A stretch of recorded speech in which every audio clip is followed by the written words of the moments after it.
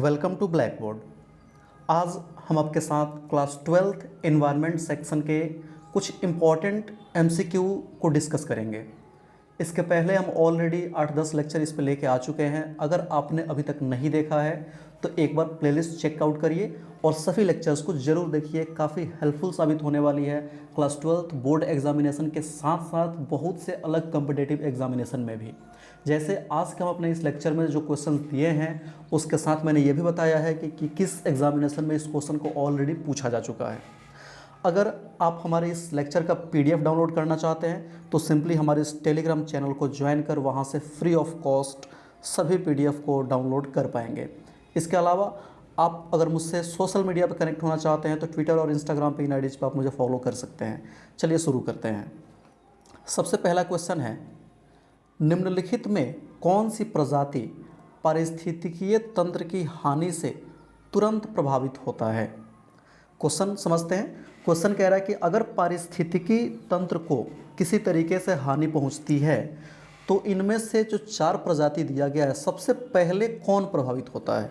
Option है आपका keystone प्रजाति, दूसरा है फाउंडेशन प्रजाति, तीसरा है अम्ब्रेला प्रजाति और चौथा है संकेतक प्रजाति। अब इस क्वेश्चन को करने के पहले सबसे पहले हम समझ लेते हैं कि कीस्टोन क्या होता है, फाउंडेशन क्या होता है, अम्ब्रेला प्रजाति किसे कहेंगे और साथ साथ संकेतक प्रजाति किसे कहेंगे। ध्यान समझिएगा। सबसे पहले कीस्टोन प्रजाति, इंग्लिश होता है कीस्टोन स्पीसीज। वे प्रजातियां जो किसी समुदाय में प्रचुरता तथा जैव भार की अल्पता के बावजूद सामुदायिक अभिलक्षणों पर अपना प्रभाव दर्शाती है, कीस्टोन प्रजातियां कहलाती है। मतलब चाहे उनकी संख्या कम हो, चाहे उनकी जैव भार कम हो, लेकिन अगर किसी समुदाय पे उनका लक्षण काफ़ी ज़्यादा देखा जाता है तो इसे कीस्टोन प्रजाति कहते हैं। इसके अलावा जो दूसरा है फाउंडेशन प्रजाति, उसके लिए कहा जाता है कि फाउंडेशन प्रजाति अन्य प्रजातियों के निर्माण व संरक्षण में मुख्य भूमिका निभाते हैं। उदाहरण के तौर पे कोरल एक फाउंडेशन प्रजाति है क्योंकि कोरल रीफ का उससे निर्माण होता है जहां अन्य प्रजातियां निवास करती है। तीसरा ऑप्शन है अम्ब्रेला प्रजाति। तो अम्ब्रेला प्रजाति के निर्धारण का ना कोई अंतर्राष्ट्रीय मानक नहीं है, कोई स्टैंडर्ड नहीं है कि ऐसी जो प्रजाति होगी उसे अम्ब्रेला प्रजाति कहेंगे।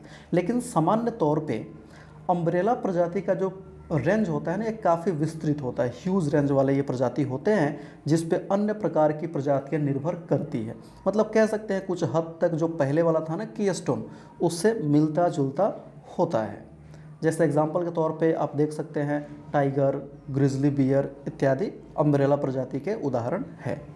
और चौथा ऑप्शन है संकेतक प्रजाति। संकेतक प्रजाति से वैसी प्रजातियों का अभिप्राय होता है जो किसी एक पौधे या जंतु की प्रजाति से जो पर्यावरण परिवर्तन के लिए बहुत संवेदनशील होता है। मतलब वैसी प्रजाति जो पर्यावरण में होने वाले किसी भी परिवर्तन के लिए काफ़ी संवेदनशील होते हैं, उन्हें संकेतक प्रजाति कहा जाता है। उदाहरण के तौर पे जैसे जल में प्रदूषण का स्तर ज्ञात करने के लिए मछली को एक संकेतक प्रजाति के रूप में लिया जा सकता है, या आपने लाइकेन सुना है, वो भी एक संकेतक प्रजाति है। तो ये सारे आपके यहाँ पे ऑप्शंस हैं। अब क्वेश्चन देखते हैं कि सबसे तुरंत कौन प्रभावित होगा, तो इसका राइट आंसर होगा संकेतक प्रजाति, क्योंकि डेफिनेशन से आपको पता चल गया होगा कि जैसे थोड़ी सी परिवर्तन होगी इन पे फर्क पड़ना शुरू हो जाता है। क्वेश्चन 2 देखते हैं। दूसरा क्वेश्चन कह रहा है, 2 भिन्न समुदाय का संक्रांति क्षेत्र कहलाता है। बताना है कि जो 2 भिन्न समुदाय जहाँ पे आके एक दूसरे से मिलते हैं वो कौन सा क्षेत्र कहलाता है। ध्यान से इसको समझेंगे। इसका जो सही जवाब होगा ये होगा ऑप्शन डी, इकोटोन। अब इकोटोन के बारे में अगर आपको जानना है तो इसका बिल्कुल ब्रीफ एक छोटा सा डेफिनेशन हो सकता है, 2 या उससे अधिक विविध समुदायों के मध्य संक्रमण क्षेत्र को इकोटोन या इसका हिंदी होता है संक्रमिका कहते हैं। जैसे घास स्थल तथा वन क्षेत्र संक्रमिका के उदाहरण हो सकते हैं। चलिए तीसरा क्वेश्चन देखते हैं। देखिए ये क्वेश्चन जो था ना यूपी पीसीएस में पूछा गया क्वेश्चन था। तीसरा क्वेश्चन है, निम्नलिखित में कौन सा एक पारितंत्र शब्द का सबसे अच्छा वर्णन है। ऑप्शन सुनेंगे। ऑप्शन ए कह रहा है एक दूसरे से अन्योन्य क्रिया करने वाले जीवों का समुदाय। दूसरा है सजीवों द्वारा आवासित पृथ्वी का हिस्सा। तीसरा है जीवों का समुदाय और साथ ही वह पर्यावरण जिसमें रहते हैं। और चौथा ऑप्शन कह रहा है किसी भौगोलिक क्षेत्र के वनस्पति जात और प्राणी जात। ध्यान रखेंगे यहाँ पे क्वेश्चन क्या पूछ रहा है कि आपको बताना है पारितंत्र शब्द का सबसे अच्छा अर्थ क्या होता है। तो आपको पता है कि पारितंत्र शब्द का मतलब होता है कोई प्राणी या कोई समुदाय और उसके आसपास जिस पर्यावरण में वह रहता है, इन सभी को कंबाइंडली हम कहते हैं पारितंत्र। इस तरीके से इसका सही जवाब कौन सा होगा? ऑप्शन सी, जिसमें कहा गया है जीवों का समुदाय और साथ ही वह पर्यावरण जिसमें वे रहते हैं। चौथा क्वेश्चन देखते हैं। क्वेश्चन है एक मनुष्य के जीवन को पूर्ण रूप से धारणीय करने के लिए आवश्यक न्यूनतम भूमि को क्या कहते हैं? देख रहे हैं ये सारा क्वेश्चन पिछले एग्जामिनेशन में पूछे गए हैं। कोई यूपीपीसीएस का है, कोई आईएएस का है, कोई बोर्ड एग्जामिनेशंस का है।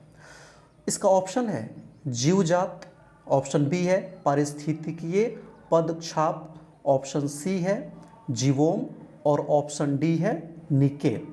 अब ध्यान रखेंगे कि इसका जो राइट आंसर होगा वो होगा ऑप्शन बी पारिस्थितिकीय पदछाप। ये एक मनुष्य के पूर्ण जीवन के लिए, जो धारणीय जीवन के लिए आवश्यक न्यूनतम भूमि होता है, उसी का नाम है पारिस्थितिकीय पदछाप। पांचवा क्वेश्चन देखते हैं। कह रहा है कि निम्नलिखित में कौन सा एक विश्व का विशालतम पारिस्थितिकी तंत्र है? ऑप्शन है समुद्र, दूसरा ऑप्शन है घास का मैदान, तीसरा ऑप्शन है वन और चौथा ऑप्शन है पर्वत। तो इसमें मुझे नहीं लगता कि कोई दिक्कत होने वाली बात होगी, बहुत आसानी से इसे पहचाना जा सकता है। इसका सही जवाब होगा ऑप्शन ए समंदर। जी हाँ, दुनिया का सबसे विशालतम जो पारिस्थितिकी तंत्र है वो है समुद्र। छठा क्वेश्चन देखते हैं। कह रहा है कि समुद्री वातावरण में मुख्य प्राथमिक उत्पादक होते हैं। ठीक है, मतलब देखिए स्थलीय पारितंत्र में तो आप जानते हैं कौन होते हैं, तो हरे पौधे होते हैं प्राथमिक उत्पादक। तो अब ये क्वेश्चन थोड़ा मतलब कि आपको फंसाने की कोशिश कर रहा है। कह रहा है कि समुद्री वातावरण में कौन होते हैं प्रमुख उत्पादक।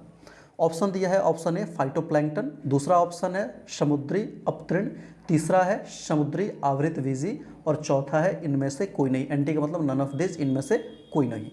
तो इसका सही जवाब होगा ऑप्शन ए फाइटोप्लैंक्टन्स। जी हाँ, फाइटोप्लैंक्टन्स समुद्री पारितंत्र में उत्पादक का काम करते हैं। क्वेश्चन 7 को देखते हैं। 7 कह रहा है कि निम्नलिखित में कौन सा एक कृत्रिम पारितंत्र है, मतलब कौन सा ऐसा एक पारितंत्र है इस चारों में से जो कृत्रिम रूप से मतलब मानव निर्मित करता है। पहला ऑप्शन है धान का खेत, दूसरा ऑप्शन है वन, तीसरा है घास का मैदान, चौथा है झील। तो सबसे जो इसमें सुटेबल आंसर है, सबसे ज़्यादा परफेक्ट आंसर है वो है ऑप्शन ए धान का खेत। देखते हैं किसान या जो हम लोग खेती वेती करते हैं उसमें धान का खेत हमेशा हम लोग उसको बनाते रहते हैं, लगाते रहते हैं, इसीलिए इसे कृत्रिम पारिस्थितिकी तंत्र का उदाहरण माना जाता है। चलिए 8 नंबर क्वेश्चन देखते हैं। कह रहा है 8 नंबर, एक खाद्य श्रृंखला में मानव है, मतलब कोई एक खाद्य श्रृंखला बनाई जाती है तो मानव को किस जगह पे आप रख सकते हैं, किस स्तर पे रख सकते हैं। पहला ऑप्शन कह रहा है एक निर्माता के रूप में, तो आपको पता है निर्माता तो होगा नहीं। दूसरा है केवल प्राथमिक उपभोक्ता, तो ज़रूरी नहीं है, ज़रूरी थोड़ा है कि हम साग ही खाएं। केवल द्वितीयक, ये भी इम्पॉर्टेंट बात है कि हम सिर्फ द्वितीयक पे ही हो, ये ज़रूरी नहीं है, क्योंकि हम शाकाहारी भी तो हो सकते हैं। तो इसीलिए इसका सही जवाब होगा ऑप्शन डी 4 नंबर ऑप्शन, प्राथमिक और द्वितीयक उपभोक्ता। जी हाँ, मानव को आप प्राथमिक और द्वितीयक उपभोक्ता के रूप में रख सकते हैं। चलिए 9 नंबर क्वेश्चन को देखते हैं। 9 नंबर क्वेश्चन कह रहा है निम्न में किसकी औसत शुद्ध प्राथमिक उत्पादकता सबसे कम है? बताना है, ध्यान रखिएगा ऐसे क्वेश्चन में जहाँ पे नहीं लिखा हो, अथवा लिखा हो, या लिखा हो या कम ज़्यादा लिखा हो, वहाँ बड़ी ध्यान देना पड़ता है। यहाँ कह रहा है कि किसकी औसत शुद्ध प्राथमिक उत्पादकता सबसे कम है। पहला ऑप्शन है शीतोष्ण कटिबंधीय वन, दूसरा है उष्ण कटिबंधीय वन, तीसरा है शीतोष्ण कटिबंधीय घास प्रदेश और चौथा है उष्ण कटिबंधीय सवाना। सबसे कम ढूंढना है तो जो भी उष्ण कटिबंधीय है उसको पहले ही हटा दीजिए, क्योंकि उष्ण कटिबंधीय में कम नहीं होता है, वहाँ ज़्यादा होता है। अब शीतोष्ण वाले दो बच गए, शीतोष्ण कटिबंधीय वन और शीतोष्ण कटिबंधीय घास। तो यहाँ कौन होगा? तो यहाँ होगा ऑप्शन सी, शीतोष्ण कटिबंधीय घास का प्रदेश। 10 नंबर क्वेश्चन देखते हैं। कह रहा है 10 नंबर क्वेश्चन कि पारिस्थितिकीय निकाय में ऊर्जा का प्राथमिक स्रोत है। बताना है कि जो पारिस्थितिकी सिस्टम होता है, इकोसिस्टम होता है, इस इकोसिस्टम में एनर्जी का प्राइमरी सोर्स क्या है। जी हाँ, सेकेंडरी टर्शियरी पूछता तो उसका आंसर शायद अलग हो सकता था, लेकिन अगर प्राइमरी पूछ रहा है तो देखिए एकमात्र ऊर्जा का स्रोत होता है किसी भी पारितंत्र में, और वह होता है सूर्य का प्रकाश। इसीलिए इसका सही आंसर होगा ऑप्शन सी, सौर ऊर्जा। सौर ऊर्जा ही स्थलीय पारितंत्र में एकमात्र ऊर्जा का स्रोत होता है, और जो भी ऊर्जा निवेश होती है किसी पारितंत्र में वो सूर्य से ही प्राप्त होता है। चलिए 11 नंबर क्वेश्चन देखते हैं। कह रहा है जिस रूप में पौधे नाइट्रोजन प्राप्त करते हैं वह है। पहला ऑप्शन है नाइट्रिक ऑक्साइड, दूसरा है नाइट्रेट, तीसरा है अमोनिया और चौथा है नाइट्राइट। अब देखिएगा, पौधे को नाइट्रोजन तो चाहिए, आपको पता है कि ज़मीन से वो नाइट्रोजन सोखते हैं, और कई बार खेतों में नाइट्रोजन की कमी होती है तो आप यूरिया या फिर दूसरे फर्टिलाइज़र जो होते हैं खेतों में डालते हैं कि उनको नाइट्रोजन बराबर मिल सके। अच्छा, नाइट्रोजन के अलावा बाकी उसमें तत्व भी होते हैं, लेकिन नाइट्रोजन की प्रमुखता होती है। तो नाइट्रोजन किस रूप में लेते हैं? अब ये 4 नाइट्रोजन का अलग अलग रूप दिया गया है, तो आपको इसमें याद रखना पड़ेगा, इसमें नाइट्रोजन का जो रूप होता है जो पौधे लेते हैं वो होता है नाइट्रेट। जी हाँ, नाइट्रेट को पौधे लेते हैं अपने नाइट्रोजन की ज़रूरत को पूरा करने के लिए। अगला क्वेश्चन देखते हैं 12 नंबर। 12 नंबर कह रहा है कि पारिस्थितिकी तंत्र में तत्वों के चक्रण को क्या कहते हैं। मतलब देखते हैं ना कि फॉस्फोरस साइकिल पढ़े होइएगा आप लोग, नाइट्रोजन साइकिल पढ़े होइएगा आप लोग, और कार्बन साइकिल पढ़े होइएगा। तो जो ये तत्वों का चक्रण हो रहा है, साइकिलिंग हो रही है, उसको क्या बोलते हैं? ऑप्शन पहला है रासायनिक चक्र, दूसरा है जैव भू रासायनिक चक्र, तीसरा है भूवैज्ञानिक चक्र और चौथा है भू रासायनिक चक्र। तो याद रखेंगे ये सही जवाब होगा ऑप्शन बी, जैव भू रासायनिक चक्र। याद रहेगा। तो पारिस्थितिकी तंत्र में तत्वों के चक्रण को क्या कहते हैं? तो जैव भू रासायनिक चक्र कहते हैं। चलिए अगला 13 नंबर क्वेश्चन को देखते हैं। 13 नंबर क्वेश्चन कह रहा है सौर विकिरण की सबसे महत्वपूर्ण भूमिका है। देख रहे हैं, ये सारा क्वेश्चन ना एग्जामिनेशन में पूछे गए हैं। सौर विकिरण की सबसे महत्वपूर्ण भूमिका है। जो सन रेडिएशन, सोलर रेडिएशन हमें मिलता है, उसका सबसे इम्पॉर्टेंट रोल क्या किस में होता है? होता तो सब में है, लेकिन सबसे इम्पॉर्टेंट किस में होता है? ऑप्शन पहला कह रहा है कार्बन साइकिल में, दूसरा है हाइड्रोजन साइकिल में, तीसरा है वाटर साइकिल में और चौथा है नाइट्रोजन साइकिल में। तो इसका सही जवाब क्या होगा? आप समझ ही गए होंगे, ऑप्शन सी, जल चक्र में, वाटर साइकिल में। जी हाँ, वाटर साइकिल में सोलर रेडिएशन का सबसे ज़्यादा डायरेक्ट प्रभाव पड़ता है। 14 नंबर क्वेश्चन देख रहे हैं। निम्नलिखित में से कौन सा जीव ग्रीष्म निष्क्रियता नहीं दर्शाता है? जी हाँ, ध्यान रखिएगा, नहीं शब्द दिया गया यहाँ पे, देख रहे हैं, नहीं दर्शाता है। ग्रीष्म निष्क्रियता मतलब क्या हुआ कि ग्रीष्म ऋतु में वो आराम से निष्क्रिय अवस्था में चले जाते हैं, सुसुप्त अवस्था में चले जाते हैं। तो पूछ रहा है कौन सा जीव ग्रीष्म निष्क्रियता नहीं दिखाता है। ठीक है, मतलब ग्रीष्म अवस्था में, मौसम में वो आराम से अपना एक जो होता है ना हमेशा की तरह एक सामान्य सा जिंदगी जीना, वैसे वो जी पाता है। ऑप्शन है मगरमच्छ, दूसरा है सैलामेंडर, तीसरा है केंचुआ, चौथा है चमगादड़। तो इसका सही जवाब होगा ऑप्शन डी, चमगादड़। चमगादड़ ग्रीष्म ऋतु में आराम से आपको देखने को मिल जाएगा सामान्य रूप से। इसमें ग्रीष्म निष्क्रियता नहीं पाई जाती है। तो 14 का आंसर क्या हुआ? Option D. 15 नंबर क्वेश्चन देखते हैं। निम्नलिखित में से कौन सा असमतापी प्राणी नहीं है? ध्यान रखेंगे, असमतापी प्राणी नहीं है। आपको पढ़े हो गया ना, समतापी, असमतापी। समतापी किसे बोलते हैं? जिसका शरीर का तापमान नियत रहता है। असमतापी कि पर्यावरण के हिसाब से बदलते रहता है। तो पूछ रहा है कौन असमतापी प्राणी नहीं है। ध्यान रखिएगा, फिर से क्वेश्चन में नहीं दिया गया है। अगर ये नहीं जैसे शब्द को आप ध्यान नहीं देते हैं तो समझिए हर एग्जाम में 2 से 3 गलतियां करने का संभावना बन जाता है। ऑप्शन देखते हैं, असमतापी नहीं है चुनना है। पहला ऑप्शन है गिरगिट, दूसरा है मेंढक, तीसरा है सांप और चौथा है पक्षी। इसका सही जवाब क्या होगा? तो ऑप्शन डी पक्षी। पक्षी असमतापी प्राणी नहीं है, वो समतापी कैटेगरी में आती है। ठीक है यहाँ तक? अगला क्वेश्चन शुरू करें। अच्छा, अगर आपको वीडियो अच्छा लग रहा है ना तो अपने दोस्तों को ज़रूर शेयर करिएगा और सब्सक्राइब भी कर लीजिए। आखिर आपको कुछ तो लगता नहीं है, लेकिन हाँ, हमें उसमें मोटिवेशन ज़रूर मिलता है जब हमारे नंबर्स बढ़ते हैं, जब आपके कमेंट्स आते हैं और जब आप लाइक करते हैं हमें। तो चलिए 16 नंबर क्वेश्चन देखते हैं। 16 नंबर क्वेश्चन कह रहा है सिगरेट के धुएं में क्या मुख्य प्रदूषक है? मतलब सिगरेट जो आदमी पीता है तो उससे देखिए धुआं निकलता है, तो उस धुएं का मुख्य प्रदूषक कौन सा है? ऑप्शन ध्यान से सुनेंगे। पहला ऑप्शन है कार्बन मोनोऑक्साइड, डाइऑक्सीसिन। दूसरा ऑप्शन है कार्बन मोनोऑक्साइड, निकोटीन। तीसरा है कार्बन मोनोऑक्साइड व बेंजीन।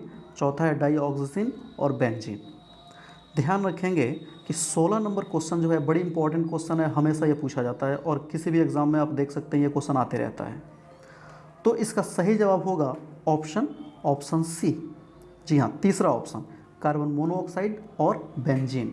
अगर कोई आदमी सिगरेट पी रहा है और उससे धुआं निकल रहा है तो उसमें ये दोनों चीज़ें कार्बन CO मतलब कार्बन मोनोऑक्साइड और बेंजीन, ये दोनों देखने को मिलती है। और ध्यान रखिएगा अगर आपके आसपास में कोई सिगरेट पी रहा है तो वहाँ से हट जाइएगा, कारण क्योंकि सिगरेट पीने वाले को तो नुकसान होता ही है, साथ साथ अगर आपको धुआं भी उसका लगता है तो उससे भी काफ़ी ख़राब प्रभाव आप पे पड़ सकता है। चलिए 17 नंबर क्वेश्चन देखते हैं। क्वेश्चन कह रहा है निम्नलिखित में कौन सा एक द्वितीयक प्रदूषक नहीं है? बताना है द्वितीयक प्रदूषक नहीं है। अच्छा, द्वितीयक प्रदूषक क्या होते हैं? तो जो प्रदूषक किसी दूसरे से मिलकर या अपने रूप को बदलकर तब प्रदूषक का काम करते हैं तो उसे द्वितीयक कहते हैं। लेकिन जो अपने शुरुआती स्टेज में ही प्रदूषण फैलाना शुरू करते हैं उसे प्राथमिक कहते हैं। तो क्वेश्चन पूछ रहा है द्वितीयक प्रदूषक नहीं है। ऑप्शन देखना PAN, पिछला वीडियो आपने देखा होगा तो आपको पता होगा PAN द्वितीयक है। Smoke SO2 O3।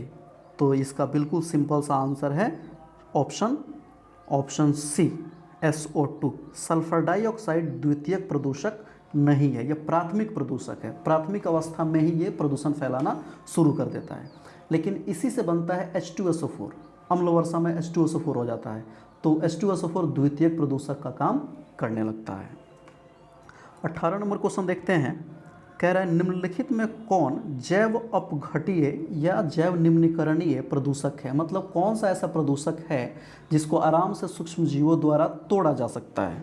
ऑप्शन पहला है सीवेज, दूसरा है एस्बेस्टस, तीसरा है प्लास्टिक, चौथा है पॉलीथीन। तो इसका सही जवाब होगा ऑप्शन ए सीवेज। जो सीवेज होता है वो जैव अपघटनीय होता है, बाकी जो तीन है एस्बेस्टस हो गया, प्लास्टिक हो गया, ये जैव अनिम्नीकरणीय होते हैं। इस चीज़ को ध्यान रखेंगे, इसीलिए 18 का सही जवाब क्या होगा? Option A sewage. 19 number question देखते हैं। क्वेश्चन कह रहा है निम्न में किसमें ई वेस्ट सर्वाधिक पंजीकृत पुनःचक्रण और उद्वंसक है? ई वेस्ट की बात करी जा रही है। ई वेस्ट मतलब इलेक्ट्रॉनिक वेस्ट, मतलब वैसे वेस्ट जो कंप्यूटर, मोबाइल और दूसरे इलेक्ट्रॉनिक पार्ट से फैलना शुरू होते हैं उनको क्या बोलते हैं? ई वेस्ट कहा जाता है। ऑप्शन है पहला महाराष्ट्र, दूसरा तमिलनाडु, तीसरा कर्नाटका और चौथा उत्तर प्रदेश। तो याद रखिएगा बेंगलोर को ना भारत का सिलिकॉन वैली बोलते हैं, जहाँ IT का ज़्यादातर काम होता है। तो इलेक्ट्रॉनिक वेस्ट भी सबसे ज़्यादा कहाँ मिलेंगे? कर्नाटक में। तो इसका सही जवाब होगा ऑप्शन सी कर्नाटका। ठीक, चलिए 20 नंबर देखते हैं। निम्नलिखित में से कौन विश्व भर में वृक्ष मित्र नाम से प्रसिद्ध है? मतलब 4 नाम दिए गए हैं, सुंदरलाल बहुगुणा, चंडी प्रसाद भट्ट, बिल्ली अर्जन सिंह और बाबा आमटे। अब इसमें कहा गया कि कौन से ऐसे व्यक्तित्व हैं जिनको विश्व भर में वृक्ष मित्र मतलब वृक्षों के मित्र के रूप में जाना जाता है? तो इसका सही जवाब होगा ऑप्शन ए सुंदरलाल बहुगुणा। आपको लग रहा होगा कि नाम कहीं सुना हुआ है, मैं बताऊं कहाँ सुना है आपने? जो चिपको आंदोलन था ना, उसमें ये नाम जुड़ा हुआ है, इसीलिए आपको ये सुना हुआ नाम लग रहा, मतलब जाना पहचाना नाम लग रहा होगा। एक बार थोड़ा इनके बारे में बता दिया जाता है कि ये बता देते हैं कि ये है क्या। सबसे पहले सुंदरलाल बहुगुणा। तो सुंदरलाल बहुगुणा एक गांधीवादी पर्यावरणविद हैं जिन्होंने अपना पूरा जीवन जो है वो महात्मा गांधी के अहिंसा और सत्याग्रह के सिद्धांत पे चलाया, और साथ में चिपको आंदोलन का नेतृत्व भी किया, वो भी बिल्कुल महात्मा गांधी के अहिंसात्मक सिद्धांतों पर ये काम किए। ठीक है। और ये किस राज्य से संबंधित थे? तो उत्तराखंड से संबंधित थे। दूसरा है चंडी प्रसाद भट्ट। अब ध्यान रखिएगा चंडी प्रसाद भट्ट के बारे में कि ये अगेन गांधीवादी विचारधारा से प्रभावित थे और 1964 में गोपेश्वर में दशोली ग्राम स्वराज संघ की इन्होंने स्थापना की थी, जो बाद में चलकर चिपको आंदोलन का मातृ संगठन सिद्ध हुआ था। मतलब ये भी वापस चिपको आंदोलन के जुड़े हुए व्यक्ति थे, चिपको आंदोलन के एक प्रमुख कार्यकर्ता थे। ठीक है। इन्हें 1982 में रोमन मैग्सेसे पुरस्कार दिया जा चुका है तथा भारत सरकार ने इन्हें 2005 में पद्म भूषण और 2013 में गांधी शांति पुरस्कार से सम्मानित इन्हें किया था। अगला है बिल्ली अर्जन सिंह। देखिए बिल्ली अर्जन सिंह बड़े इंटरेस्टिंग व्यक्तित्व रहे हैं, क्योंकि बिल्ली अर्जन सिंह पहले एक शिकारी थे जिनका काम ही था शिकार करना, लेकिन बाद में ये एक जीव जंतु के संरक्षक बन गए। फिर उन्होंने क्या किया कि जीव जंतुओं का संरक्षण शुरू कर दिया। इन्होंने सर्वप्रथम बाघों और तेंदुओं को एक संरक्षित क्षेत्र से फिर से जंगल में भेजने की सलाह दी और इनके भी काम से प्रभावित होकर सरकार ने 1995 में इन्हें पद्मश्री और 2006 में इन्हें पद्म भूषण से सम्मानित किया गया। ठीक है। और अगला है बाबा आमटे। बाबा आमटे जो हैं ये एक बहुत ही प्रसिद्ध विश्वविख्यात समाजसेवी और पर्यावरणविद रहे हैं। अगेन ये गांधीवादी विचारधारा से प्रभावित थे। इन्होंने समाज के परित्यक्त लोगों और कुष्ठ रोगियों के लिए अनेक आश्रम और समुदायों की रचना की थी, स्थापना की थी। इनमें चंद्रपुर, महाराष्ट्र इत्यादि जगहों पर पर्यावरण संरक्षण के लिए पूरी जीवन भर संघर्ष करते रहे, क्योंकि इनके जीवन का दो ही पर्पस था, एक सामाजिक न्याय, जो लोग त्याग दिए गए हैं उनके लिए भला करना, और साथ में पूरे पर्यावरण को बचाना। ये चारों व्यक्तित्वों के बारे में आपको थोड़ा सा बहुत ब्रीफ में मैंने सब कुछ बता दिया। ठीक है। ध्यान रखेंगे चारों पर्यावरण संरक्षण से जुड़े हुए लोग हैं। आई होप आपको वीडियो पसंद आया होगा। Thank you for watching. Thank you very much.